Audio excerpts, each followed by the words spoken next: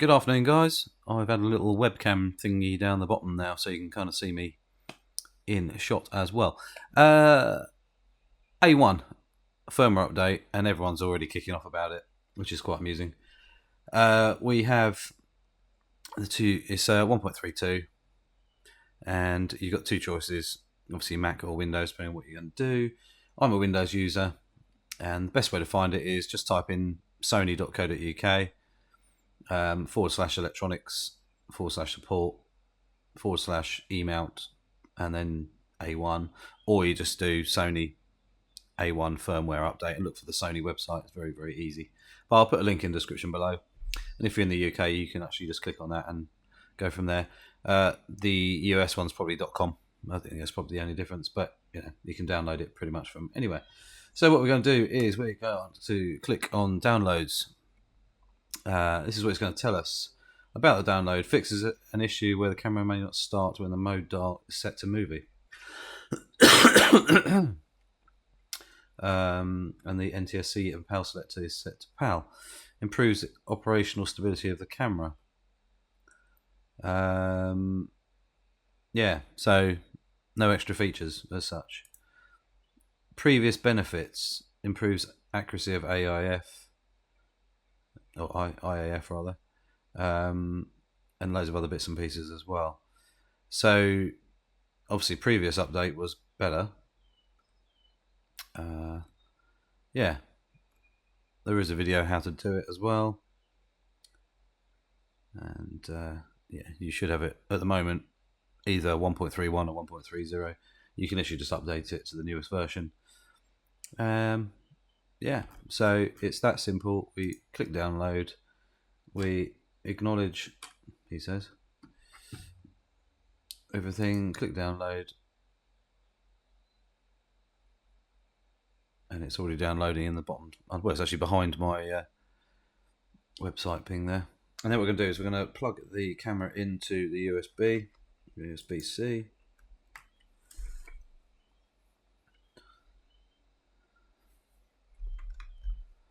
And it's going to go to mass storage.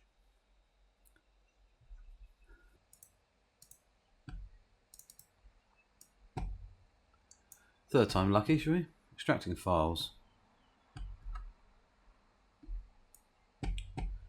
Right, now we've got turn on the computer, turn on the camera, USB connection, make sure it's on mass storage, connect the camera to the computer, USB cable, blah blah blah blah blah.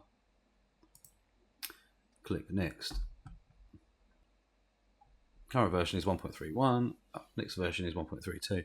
So we just don't know.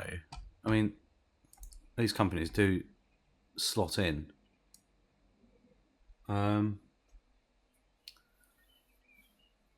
Do put in some secret ones as well in the firmware. They might not tell you everything that they've done. They've tweaked things and things like that. And you might find actually the camera is a lot more snappy than it was. So we'll go outside shortly and try it and see if there's any difference.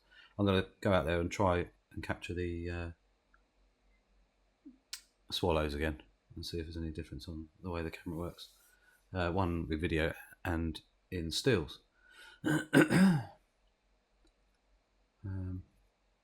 Might take a few minutes to do this.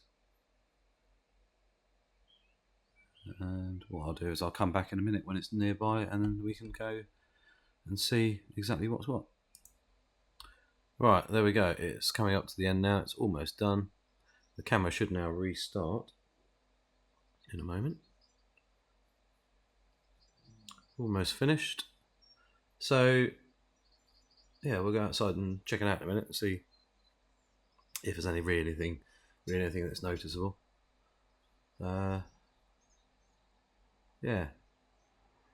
like I said, firmware updates, everyone seems to expect it now, obviously with mobile phones and other things like that, and other camera companies seem to be loading up their stuff, and Sony apparently don't seem to really give a shit, and in some respects it seems like that, doesn't it?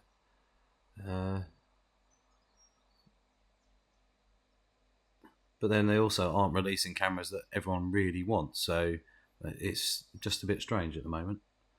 I don't know if they've got some kind of new ideas going on that they think is going to change it again. I don't know. I don't know what's going on, but the RX10 Mark V, for example, hasn't come yet, and that's a camera that so many people are using the RX10 Mark IV now. You know, it's still an insane beast of a camera that they could easily make a mini A1 as such in that body, and you know, is it not being released because they know it would kill the market with a lot of other cameras? Will it stop the sales of um, E-mount users as such? I don't know, but it's the same with this firmware thing. Why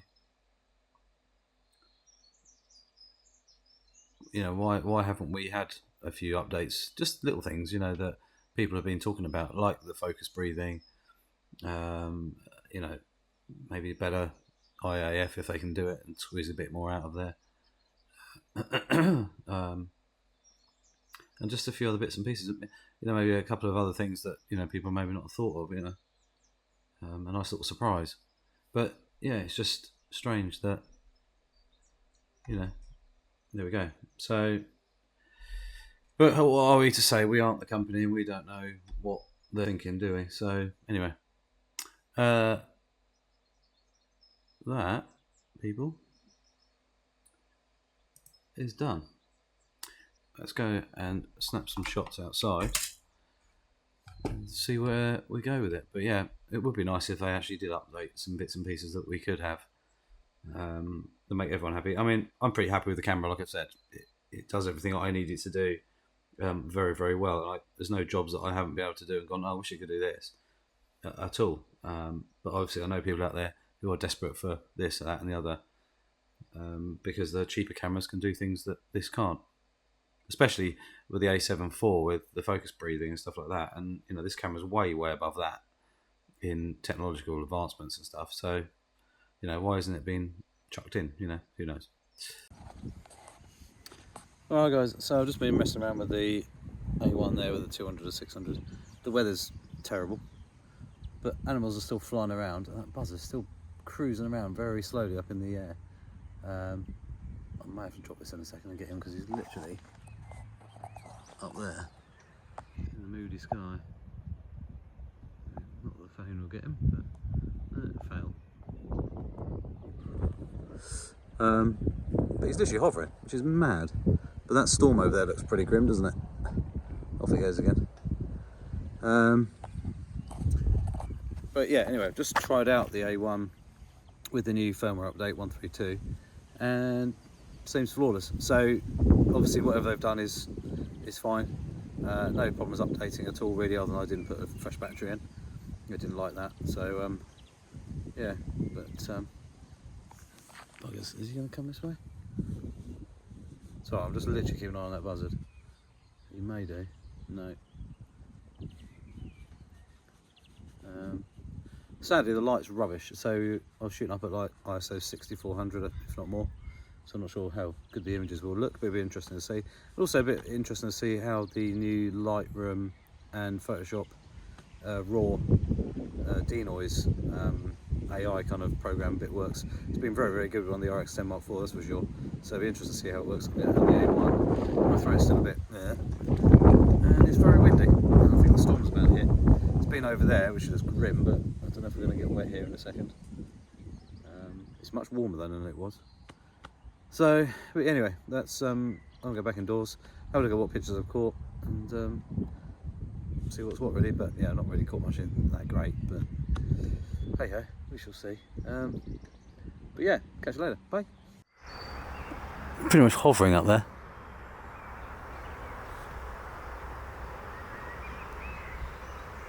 Literally, pretty much stationary.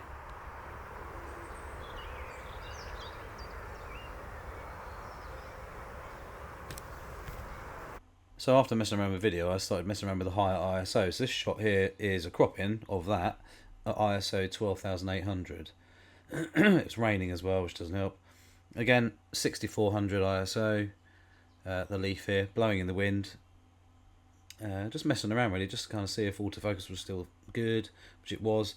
Locked onto the swallow here, miles away, but worked okay. That was shot at ISO 12,800 as well. So pretty pleased with how the camera's performing actually, and starling, blimey, that was a word, starling there with grubs in it going to the nest, and it tracked it behind the tree. To be fair, horse in the distance through a fence, no drama whatsoever. So just a couple of shots here just to test it out really. Flicked it in and out of video. Here's a kestrel sitting on a telegraph pole from a couple of 100 meters away, no drama whatsoever.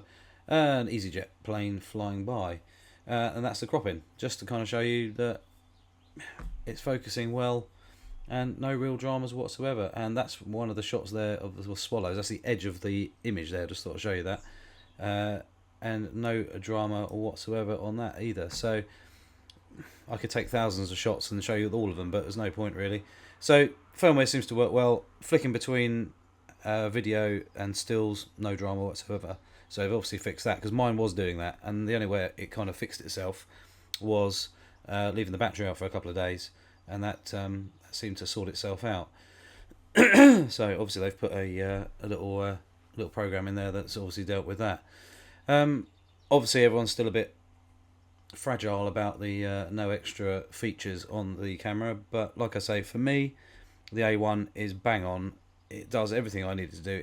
It's a camera that can do so many different things, but so well at the same time.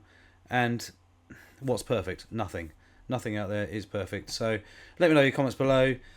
Don't forget to click the subscribe button, little notification bell as well, and give us a thumbs up as well, it'd be great. And please share the channel. Trying to build it up a little bit more, and I shall see you soon for another video.